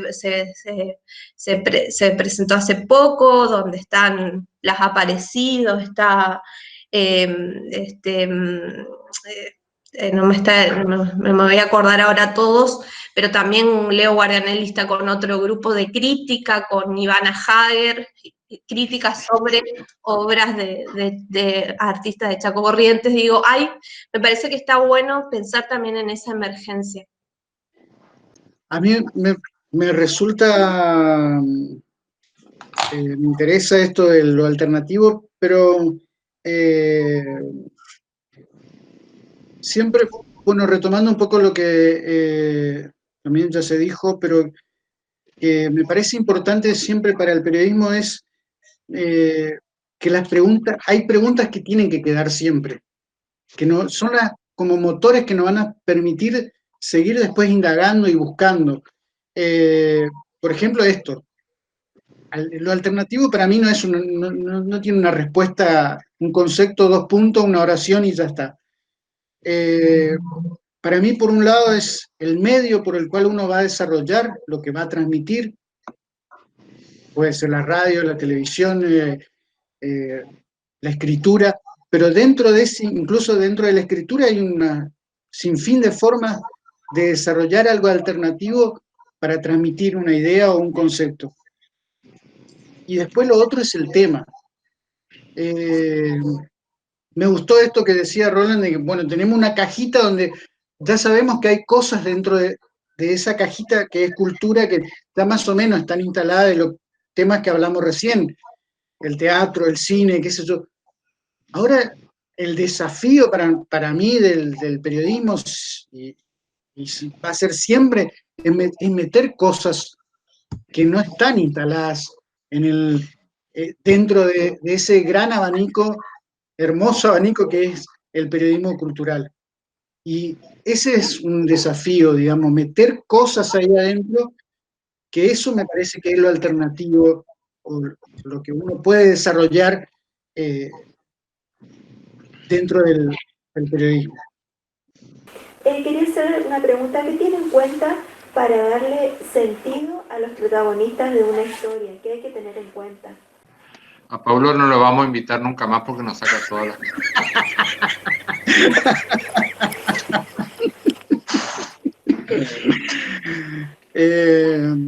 A ver, dos puntos básicos para mí. El trabajo que esté desarrollando quien sea que nosotros querramos entrevistar, el trabajo que uno lo pueda medir, que uno lo pueda, no sé si empatizar con ese trabajo, pero sí que haya algo en ese trabajo. Un poeta que sea, que haya ganado, bueno, ahora digamos, incluso en este contexto de pandemia, es mucho más interesante por ahí establecer esos criterios para entrevistar a alguien, porque antes en el periodismo cultural era más fácil establecer un criterio porque, bueno, había una presentación del libro, había charlas de cultura sobre determinadas cosas. Para mí, básicamente, es trayectoria, es uno, fundamental, y después lo que te sucede a vos con ese trabajo como periodista. Porque te tiene que pasar algo, te tiene que atravesar en algo para que vos puedas después bucear en eso y que eso después, en alguna medida, pueda generar un contenido, algo importante. Que incluso todas las respuestas no, lo que volvía hoy, todas las respuestas no van a estar dadas, digamos, pero que uno pueda abrir el abanico de vuelta dentro del campo cultural. Decía Osvaldo Benetti, un escritor que pasó algún tiempo acá en Corrientes de origen porteño, que te tiene que erotizar, o sea, tiene que pasar por el eros, por la seducción, por la sensibilidad, o sea, te tiene que incentivar, te tiene que atraer, porque si no, no vas a poder hacer nada. Yo particularmente solamente quiero agregar que, bueno, a mí me parece que lo principal para darle sentido a una historia es activar profundamente la escucha, porque si uno va a hacer una entrevista o si va a contar una historia en relación a un proceso, una práctica cultural, también la mirada, o sea, mirar y escuchar, escuchar, escuchar y escuchar y meterse en la historia que quieren contar los retratados. Estoy hablando en términos metafóricos, digamos, no solamente retrato en términos de fotografía, sino que quieren contar los que van a ser narrados por nosotros, porque también eso evita también que, porque nosotros necesariamente vamos con prejuicios, por más que trabajemos sobre el prejuicio, porque nosotros estamos atravesados por un montón de marcos que regulan nuestra mirada y que tienen que ver con no solamente los marcos que vienen de nuestra familia, de cómo fuimos construyendo nuestras representaciones del mundo de la familia, de la sociedad, la localidad donde vivimos, sino también este espacio, es el espacio formativo, la universidad, digamos, nos van construyendo, van marcando ciertos marcos de regulación que yo creo que hay que como deshacerse un poco de todo eso y entregarse al campo, y ahí me gustó lo que dijo, bueno, lo que dijeron los dos, que es esto que atraviese la cosa por el cuerpo, ¿no? Me parece que eso es fundamental. Y yo también no hablé de esto porque, bueno, hace rato estoy como retirada del periodismo, pero 7 años también trabajé en periodismo y trabajé mucho con entrevistas y sobre todo siempre me gustó, aunque no lo llegué a desarrollar tanto como Paulo, la crónica y me parece que también está bueno esto de los lenguajes porque por ahí deshacerse un poco del formato duro de la noticia, del contar desde el formato de la noticia y meterse en la crónica, no solamente en términos escritos, sino lo que configura la crónica, también pensar una crónica audiovisual, ¿no? Donde lo que narran los demás, lo que narran los otros, es como transversal en la construcción del relato, y no solamente lo que narran, sino lo que cuenta la atmósfera, el paisaje, en el que está inserto esa sociedad, ese grupo social, esa práctica cultural. Tratar de transmitir a través de las palabras o de las imágenes, traducir, aunque sabemos que toda traducción no llega. A mí me pasó muchas veces que, bueno, trabajé mucho con fotógrafos que incluso trabajé mirando cómo fotografiaban y pensaba en una cuestión de que habíamos pensado de que se había hecho una gran toma de una situación, ¿no? Pero fue más el momento, la situación de vivir esa práctica fotográfica que luego lo que el recorte en sí mismo traducía de esa situación. Entonces es como todo un trabajo de intentar reconstruir atmósferas y demás. Me parece que es eso.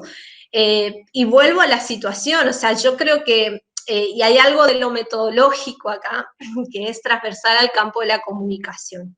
La noticia, digamos, tiene como un formato que responde a un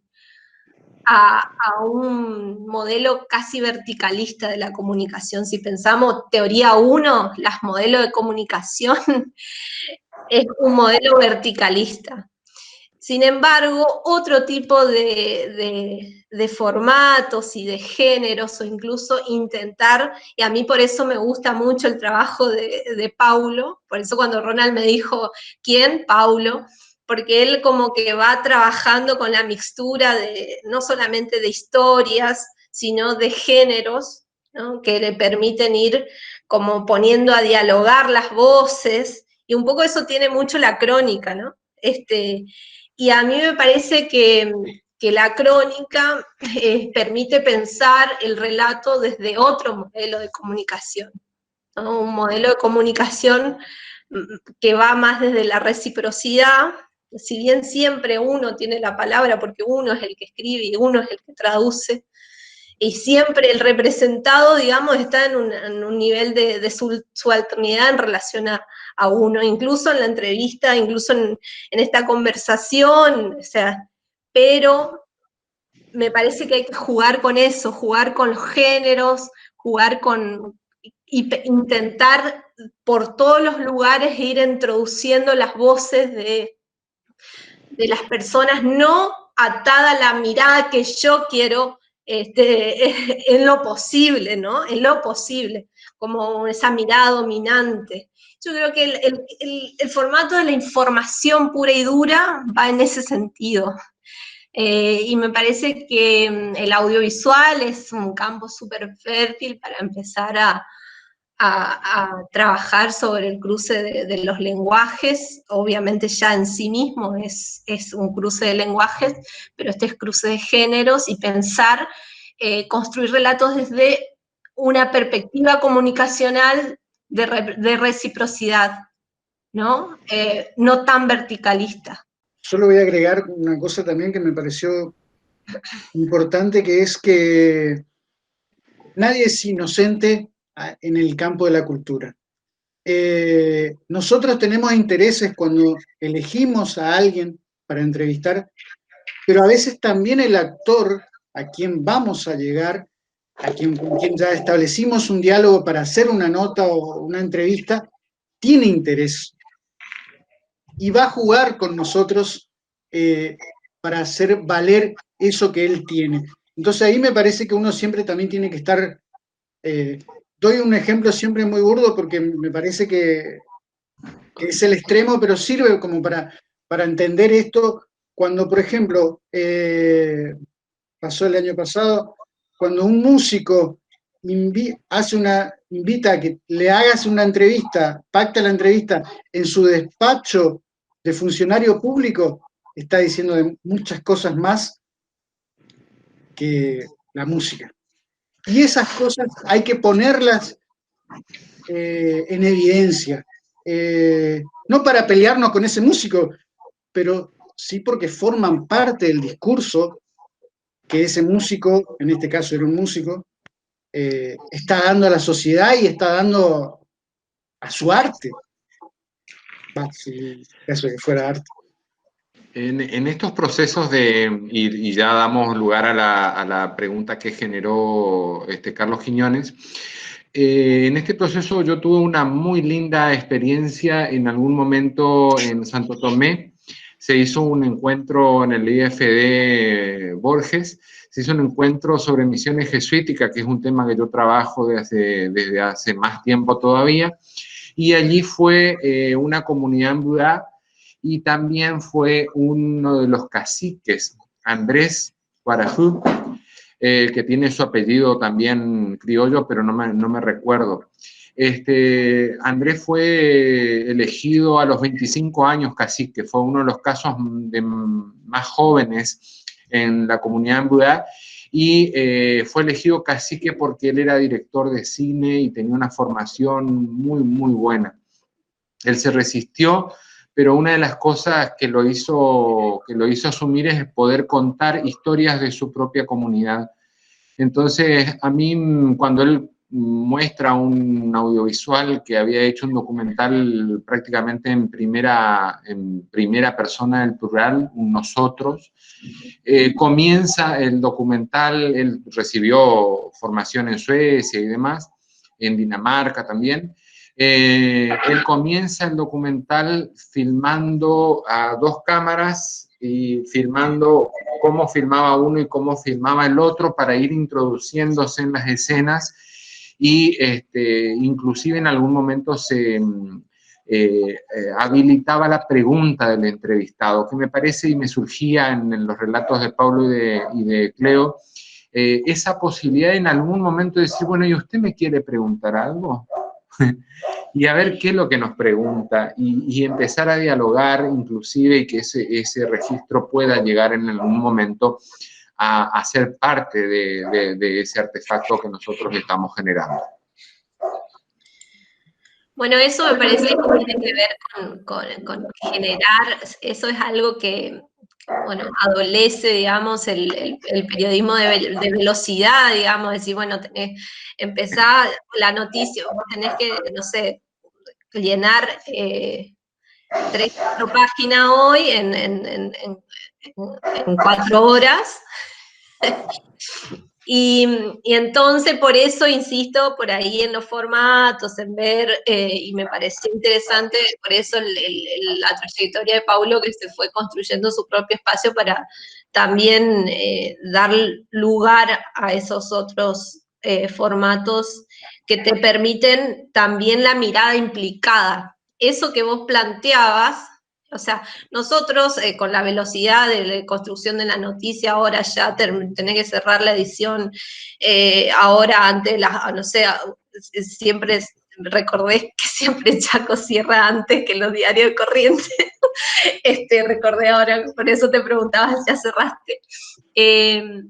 Te imposibilita, digamos, establecer un diálogo con el entrevistado, o sea, entonces interiorizarte en su trayectoria, ver por dónde va la cosa, pensar, digamos, con la mirada demorada, ¿no? Con una mirada demorada, y construir tu nota, bueno, para dentro de la semana, no la podés hacer a veces. Entonces creo que eso, que, o sea, construir el clima del diálogo con las personas, el grupo de personas, eso es en lo que tenemos que trabajar. Y entonces ahí se va dando esta cuestión que vos decís, Ronald, de la repregunta, y bueno, se va dando también una mirada implicada y afectiva. Eso en el plano de la información de la noticia no, es casi imposible. Vamos a armar un grupo que se llama Detractores de la Noticia. No, creo que tiene su funcionalidad. Vamos, Sí. siempre tiene su funcionalidad, pero bueno, estamos pensando en nuevas narrativas, otros relatos, en términos de los temas que habían planteado que los estudiantes estaban interesados en abordar. Bueno, ahí está el profesor Quiñones con una pregunta que dice, ¿por qué a su criterio las publicaciones culturales que intentaron reflejar el panorama cultural del conglomerado urbano de Corrientes y Resistencia no tuvieron oportunidad, siendo que es difícil sostener las publicaciones físicas, pero me llama la atención que no haya publicaciones culturales digitales que reflejan el mainstream de un aglomerado de más de 1 millón de habitantes entre las dos capitales y sus alrededores? Pregunta tanto para Paulo como para Cleopatra. Igual puedes contestar, Roland, si querés. Ten cuidado, pero no, de eso no sé nada.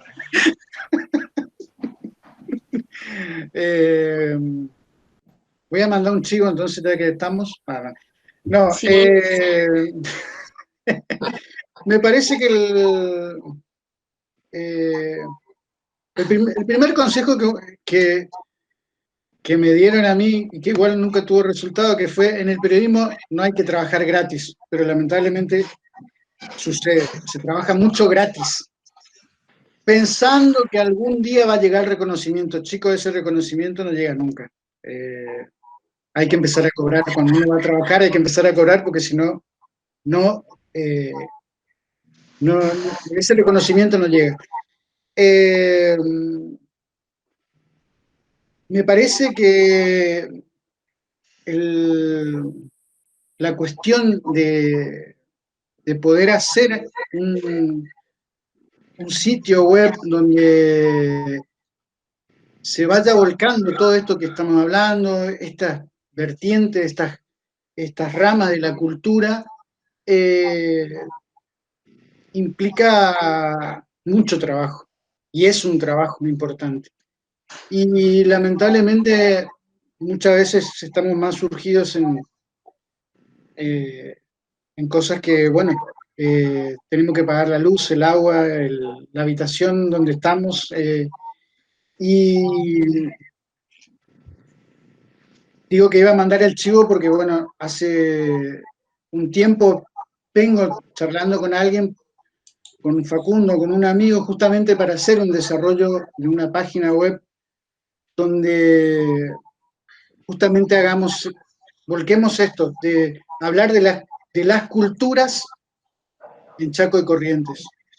Y pasamos horas hablando de la metodología, de la forma, de los actores que podemos, de cuánto podemos y cuánto no podemos hacer, de lo que cuesta el tiempo, de que le vamos a robar hora a estar con alguien, al sueño. Yo creo que no hay, creo que la última revista en papel creo que fue Cuna, se hacía en el Chaco, que más o menos tiraba un poco de, bueno, incluso ellos hablaban de culturas que reflejaban un poco qué pasaba, pero estaba solo dedicado a la ciudad de Resistencia. Si bien hubo notas con escritores como Ceballos, porque bueno, atraviesa toda la región, pero después el resto está como invisibilizado en ese aspecto. Mi respuesta sería que cuesta encontrar a alguien que banque eso, porque también, y en esto vuelvo a lo que mencionaba hoy, nosotros a veces pensamos que estamos solos o que tenemos que desarrollar solo nuestra actividad. Y por ahí tendríamos que estar con alguien que no solo aporte miradas para el desarrollo de un trabajo, sino también para alguien que pueda decir, mira, yo no puedo hacer eso, pero toma la plata, toma el desarrollo web, un diseñador, yo te hago un diagramador, mira, yo te hago el logotipo para tu proyecto, y bueno, y ahí uno puede ir construyendo algo, pero es difícil y creo que no es imposible, eso sí creo, no es imposible, pero actualmente no hay ese espacio. Sí, bueno, lo mismo. O sea, creo que sí, me parece que requeriría, o sea, planteé la cuestión esta de lo relegado que está el periodismo cultural. O sea, vos en una redacción tradicional, el periodismo cultural no cuenta, digamos. O sea, eso es así, es duro, pero es así. De hecho, casi ni una sección cuenta, salvo política, en términos de jerarquía, y que en realidad es la concepción de la política también es sesgada. Y me parece que esto que planteaste, Paulo, es como sería la salida en un futuro, y así como se están armando colectivos de artistas de distintos sectores y demás, es pensar el colectivo no solamente de periodistas o con narradores de historia o contadores de historia, sino también aquel que hace diseño, marketing, ¿no? que trabaja en la publicidad. Digamos, hay veces que nosotros somos como reacios a eso, pero me parece que es pensar en integral, o sea, estamos insertos en una industria, digamos. Entonces, eso, ver como los engranajes, me parece que, y juntar, digamos, las piezas que puedan, que puedan trabajar en ese sentido. No sé ahora cómo está el panorama de medios a nivel local, y no sé cómo va a terminar después de la pandemia también. Sé que hay un emprendimiento nuevo, un diario nuevo que salió hace poco,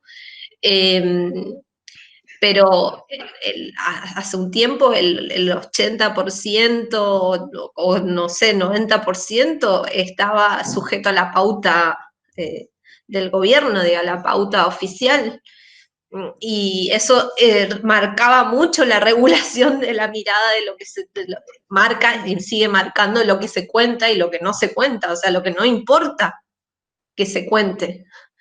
Entonces sí, me parece que por ahí sería la salida. Y bueno, y ya que están con el chivo, los invito no solamente a leer a Ñépora, sino también Crónicas del Agua, donde escribís también, que es un colectivo sí. Sí, en paréntesis, el diario, te referías a La República, en realidad es... De Corrientes, sí, claro, no la República solo, claro. Sino que... En realidad hicieron un relanzamiento del diario, el diario ya estaba. Es el mismo, pero sobre... El mismo. Sí, hicieron un relanzamiento, cambiaron creo que algunas cosas de diseño y han incorporado a varios periodistas, y por eso hicieron como que el número 0, pero en realidad no es un número 0, un número 1, digamos, porque ya hace rato que se viene, ese es de distribución gratuita.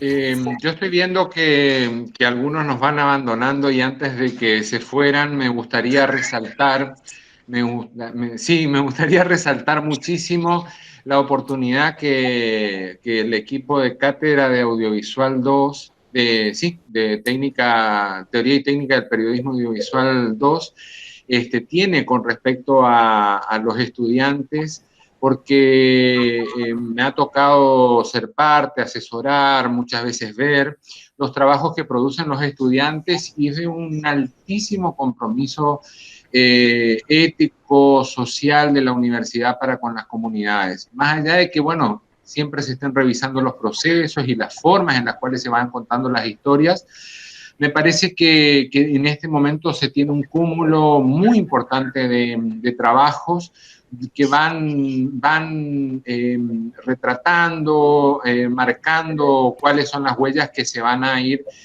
por las cuales se van a ir recuperando esa memoria regional. Y reforzar el compromiso de que los actuales estudiantes, bueno, lo hagan de la mejor manera que pueden, porque están ayudando a construir historia justamente de la región. Bueno, yo quería agradecer a los disertantes, por sobre todo las cosas, un sábado a la tarde, estar acá, digamos, pero fue la fecha, digamos, que por ahí coincidieron que se podía dar esta charla. Quiero agradecer a Paulo, le deseamos éxito en su próxima defensa de tesis, digamos que esperamos que sea fin de año, que la pandemia apure un poco. Bueno, y a Cleo también, digamos que vuelve a nuestra carrera este año, en el segundo cuatrimestre, después de unos cuantos años, vuelve a su casa. Y bueno, a Ronald, que también en el segundo cuatrimestre va a estar dando clases de estética e historia del arte. Agradezco a todos los que nos han acompañado durante todo este mes, que fue el mes del periodista.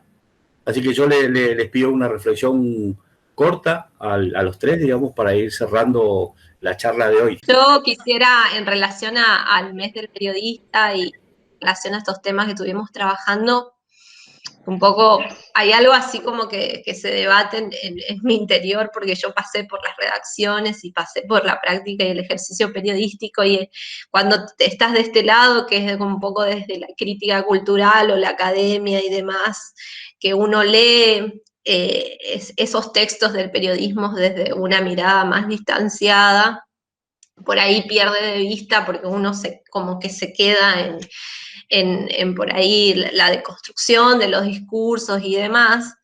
Creo que hay una cuestión central que atraviese, que no sé cómo va a seguir después de esto, después de la pandemia, que es la precarización absoluta de las condiciones laborales de los periodistas, y con esa precarización es imposible, digamos, pensar proyectos, o sea, estos proyectos que son buenísimos y que implican mucho esfuerzo, y que gente como Paulo y otros colegas le ponen mucho esfuerzo a hacerlo, incluso sin nada de recursos, y salen estos productos que son increíbles.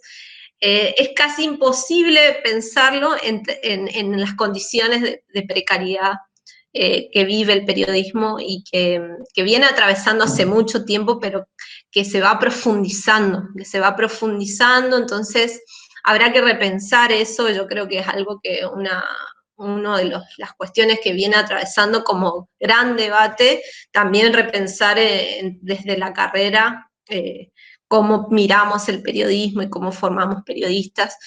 Pero me parece, yo quería poner eso, porque bueno, esto es el mes del periodista, y quería poner eso reponer, digamos, ese problema, porque me parece central, digamos, porque uno puede cuestionar muchas cosas, cuestionar los discursos, pero no podés cuestionar sin tener en cuenta las condiciones de producción de esos discursos, ¿no?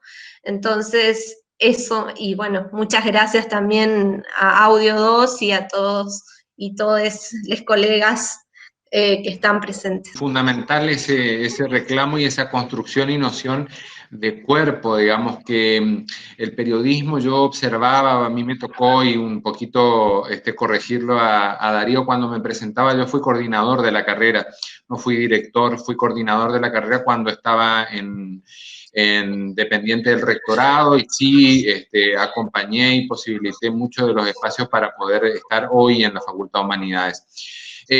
Observaba de manera muy asombrada cómo los periodistas podían luchar y manifestar la voz de un montón de colectivos que estaban solicitando lo mismo que carecían ellos, pero que había una imposibilidad mucho más marcada todavía hace 10, 12 años de reclamar por las condiciones laborales. Entonces, me parece que eso es un proceso que se debe, en el cual uno puede acompañar y apoyar, pero que es una cuestión de construcción de colectivo, sentirse como parte de un colectivo que tiene derechos y tiene que mejorar sus condiciones laborales. Cuando pedía una reflexión se me ocurría, digamos, que en general las profesiones se subliman cuestiones de lecciones de vida y demás, y de traumas y de afectos y de sentidos.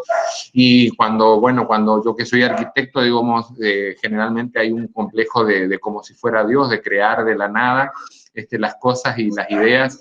Y en el periodista se me hace por ahí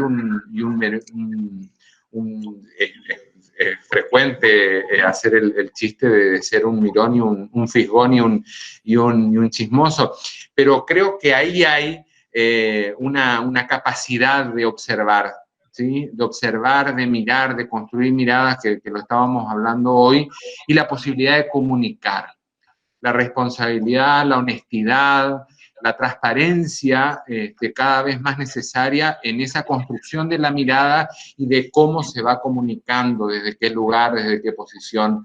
Y eso lo hace el profesionalismo en el cual Paulo y otros colegas, me acuerdo de un fotoperiodista como Luis Gurdiel, que colaboramos muchísimo, inclusive integra algunos equipos de la universidad.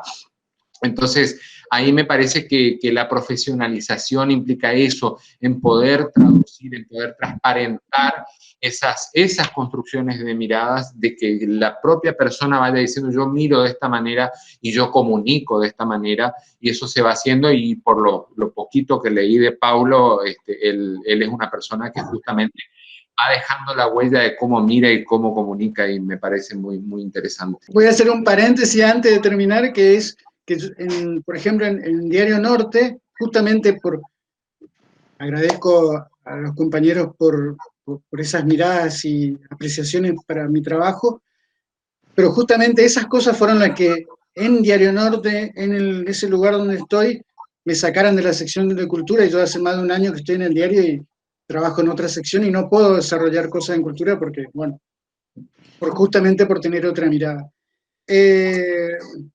Mi reflexión final, dos cosas. Una es, si realmente, lo que mencionaba también al principio, si descubrimos que este es nuestro lugar en el mundo, esto de ser periodista y de escuchar, de buscar nuestro medio para transmitir lo que pasa en la cultura, hay que darle para adelante. Y lo segundo, sin lugar a duda, lo que nos falta, sobre todo acá en Corrientes, ser un poco más solidarios y crear algún día, yo creo que algún día Corrientes va a crear un colectivo verdadero de periodistas.